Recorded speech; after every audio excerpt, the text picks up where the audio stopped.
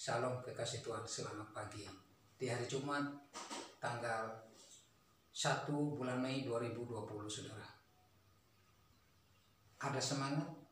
Tentunya kita tetap semangat walaupun keadaan hari-hari ini suram dengan adanya virus COVID-19, saudara. Tetapi roh kita tetap menyala-nyala bergema. Kita kembali ke mimbar Gemar Peniel, saudara. Mari kita baca di Alkitab Mazmur 109 ayat 12 sampai 18, saudara. Perikopnya, doa orang yang difitnah. Janganlah ada orang yang tetap menunjukkan kasihnya kepadanya, dan janganlah ada orang yang sayang kepada anak-anaknya yang menjadi yatim. Biarlah dilenyapkan keturunannya dan dihapuskan namanya dalam angkatan kemudian. Biarlah kesalahan nenek moyangnya diingat-ingat di hadapan Tuhan, dan janganlah dihapuskan dosa ibunya. Biarlah itu selalu dia perhatikan Tuhan, supaya ingatan kepada mereka dilenyapkan dari bumi. Oleh karena ia tidak ingat menunjukkan kasih, tetapi mengejar orang sengsara dan miskin, dan orang yang hancur hati sampai mereka mati. Ia cinta kepada kutuk, biarlah itu datang kepadanya. Ia tidak suka kepada berkat, biarlah itu menjauh daripadanya. Ia memakai kutuk sebagai bajunya, biarlah itu merembes seperti air ke dalam dirinya dan seperti minyak ke dalam tulang-tulangnya. Saudara, ketika kita mendengar ini, pribadi orang ini, saya merangkum lagi, pribadi orang ini itu pribadi yang rendah hati, saudara. Dia memiliki pribadi yang kuat di dalam Tuhan, pribadi yang tenang di dalam Tuhan. Sekalipun dia bisa membalas hinaan dengan hinaan, tetapi dia tidak melakukan itu, saudara. Dia datang kepada Tuhan, mengadu dia punya masalah, mengadu kepada Tuhan. Dia punya suasana hati, luka batin, dia mengadu kepada Tuhan, saudara.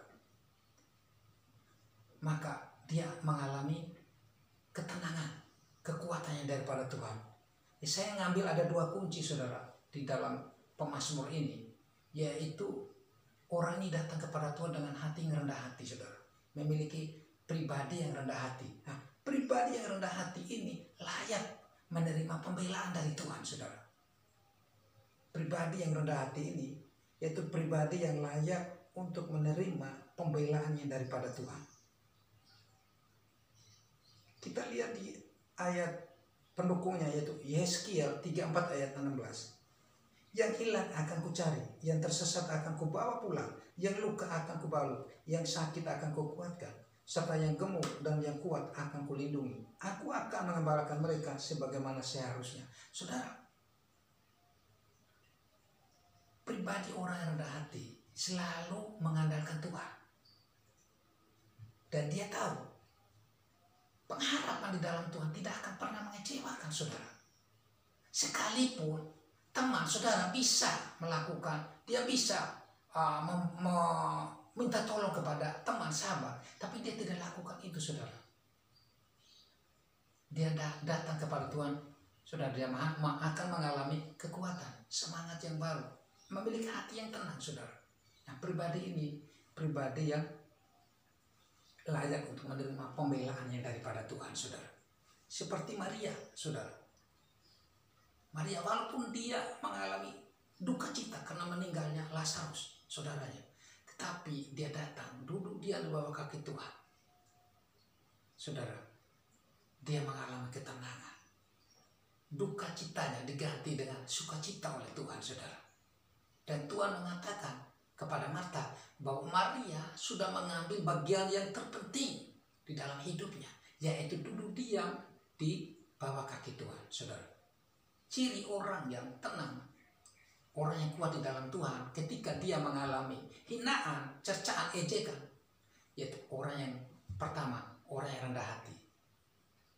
Dia tidak dendam, dia tidak balas dendam, saudara. Dia tidak sakit hati, tapi dia bawa semuanya itu ke dalam tangan Tuhan.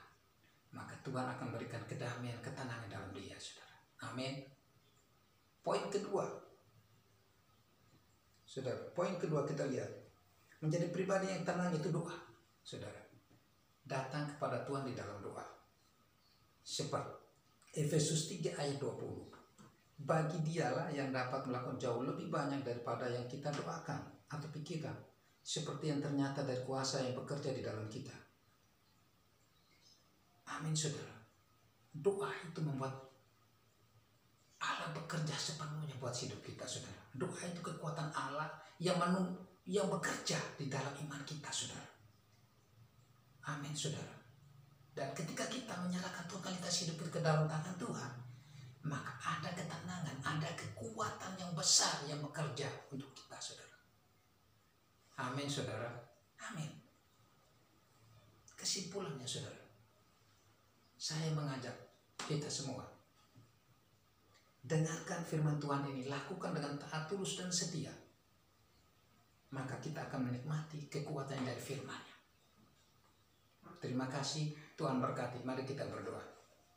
Bapa Surgawi yang maha baik, hamba-Mu sudah menyampaikan isi hati Tuhan melalui kebenaran firman ini kepada setiap kami, untuk mengingatkan kami supaya kami tetap terus menjadi tenang di dalam menghadapi hinaan, cercaan, ejekan.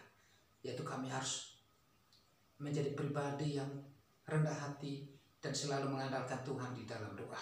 Terima kasih Bapa, di dalam nama Tuhan Yesus kami sudah berdoa. Haleluya. Amin.